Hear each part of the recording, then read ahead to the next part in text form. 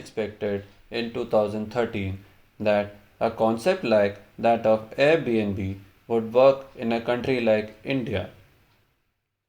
Now, 8 years later, there is rarely any city or town in India where OYO Room is not present. OYO Hotels and Homes is an Indian vacation rental online marketplace company. It is headquartered in Gurgaon, Haryana, and has a global presence, especially in countries like India, Malaysia, UAE, Brazil, UK, the United States, and many more. This was all possible because of a vision of one man, Ritesh Agarwal. He is the founder and CEO of OYO Rooms, and it is a result of his hard work and determination that India got affordable homestays for people who travel and people who want to stay in cheap hotels. Born in a village in Odisha, Ritesh was a rather shy person in his childhood. He didn't socialize much and had immense love for nature. He started coding software at the age of 8, responding to his inner entrepreneurship calls. This journey never stopped, and he used every opportunity that came in his way, like selling SIM cards at the age of 13 and many more. He eventually became a part of the Asian Science Camp held at the Tata Institute of Fundamental Research, which was in Mumbai. His journey brought him to the Indian School of Business and Finance in Delhi. It was during his stay in Delhi that he started traveling extensively across Himachal Pradesh, Jammu and Kashmir, Rajasthan, and many more places, and had many chances to stay at various kinds of budget bed and breakfast places in these regions. It was this idea of cheap and affordable lodging at places like these that gave him the idea of an Indian version of peer to peer lodging website like Airbnb. At the age of 18, Ritesh started Oracle Stays. His search for a one time online product market fit solution for a bed and breakfast travel segment was still going on.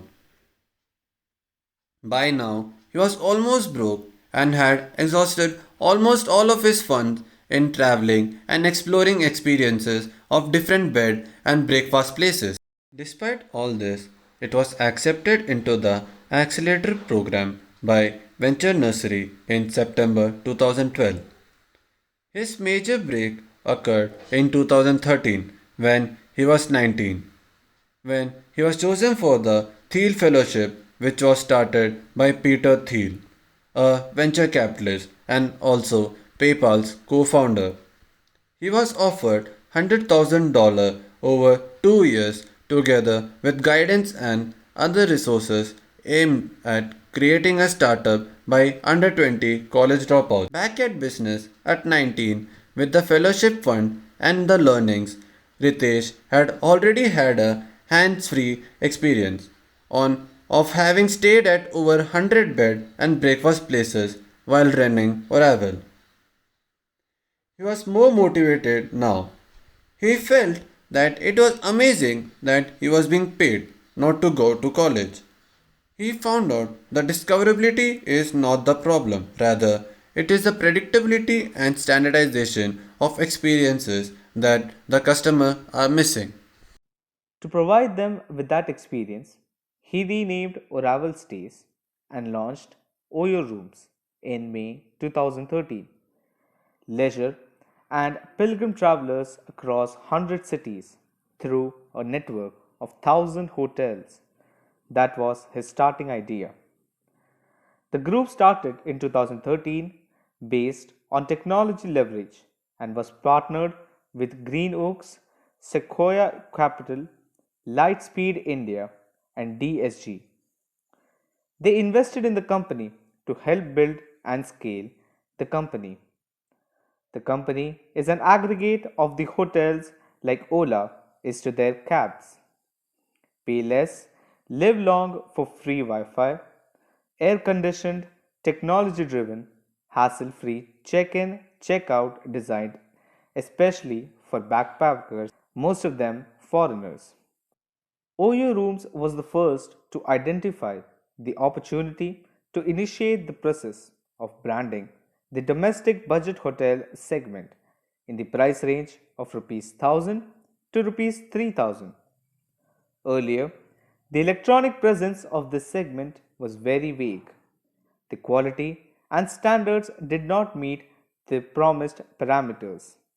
The pictures of the rooms on the website fell short to keep the intended imagery it created in the minds of customers. OYO doesn't own any of these properties. Instead, invests in marketing and management of quality improvement for the hotels. OYO also targeted on an all-women space called OYO V, which would consist of single women travelers or women who travel to other cities for work as their main customers.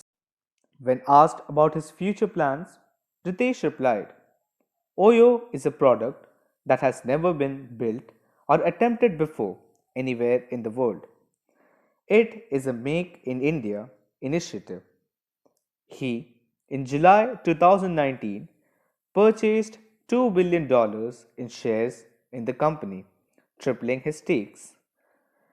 His net worth in 2020 is estimated to be approximately $1.1 billion. As of February 2020, he is the second youngest self made billionaire in the world. OYO is not a standalone company in the market anymore. It faces competition from Zo Rooms, Tribu, etc. The segment has to consolidate in future, but the market is going to get bigger, keeping in mind the travel interest of the youth of India and rise in the purchasing power of customers. Talk about China, 9,000 hotels there, your second biggest market. How has the coronavirus impacted demand and also occupancy? Sure. We are trying to keep, first off, this is definitely a situation that we're keeping a very close eye on. To begin with, I think among the look that we're taking at, it's too early to be able to give a view as to how coronavirus is going to impact business. But at the same time, we're trying to keep as many of our hotels open as possible, including in Wuhan and in Hubei. We are trying to support as many doctors as well as people who are stuck in the province to come in and stay at our hotels and have a convenient experience. Beyond that, we are making all efforts like sending tens of thousands of N95 masks. Large number of OYO's employees have donated anywhere from 1 day to months of compensation like me to support the situation out there.